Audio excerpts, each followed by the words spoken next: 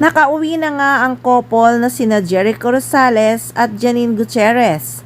Yung pagod na pagod pala na mukha ni Eco sa airport na nakapost sa social media na kinakiligan nga ng mga fans ay pauwi na pala. So nandito na ang Econin sa Pilipinas. Hindi man lang namasyal sa Disneyland ang Econin para sulit naman ang vacation. At hindi naman talaga nagbakasyon ang Econin sa Hong Kong.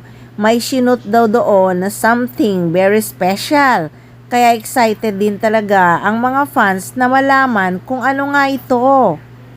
Kaya balik Pilipinas agad talaga ang Econin. Ine-expect nga ng mga fans baka mamasyal sa Disneyland.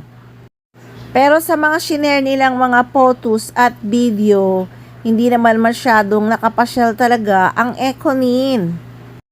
Hindi man lang yata nakapag-relax ng husto si Eco, kaya sa airport pa lang pabalik ng Maynila ay pagod na ang aktor. Lalo na nga't galing din siya sa sobrang pagod para sa pelikula niyang The Loved One. Grabe ang kanyang pag-iikot sa mga sinihan para mapasaya lang ang mga manonood. At take note ha, sa ngayon pa lang ay umabot na ng 205 million ang kinita at still showing pa sa ibang bansa. Kaya naman sa tagumpay nga talaga ng The Loved One ni Eco, dapat nag-celebrate talaga sila ni Nini sa Hong Kong. Sa bagay si Eco, laging may quality time talaga siya para kay Nini. Palagi niyang pinapasaya ang actress. Ang ligaya lang talaga ng buhay pag-ibig ng Econin. Wait na lang talaga ang mga fans sa bonggang kasalan ng dalawa. Excited din talaga ako sa kasalan na yan eh. So yan guys, nakabalik na nga ng Pilipinas ang Econin. Pero medyo tahimik sila ngayon sa SOCMED.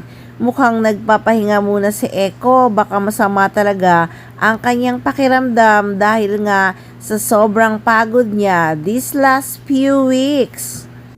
Hahangaan mo talaga si Jericho Rosales pagdating sa trabaho. Pati na rin sa kanyang love life, maalaga talaga ang aktor. Wala na talagang mahihiling pa si Janine Gutierrez. Jericho Rosales is the best and amazing boyfriend. Si Eco talaga ang dream boy ni Miss Janine Gutierrez.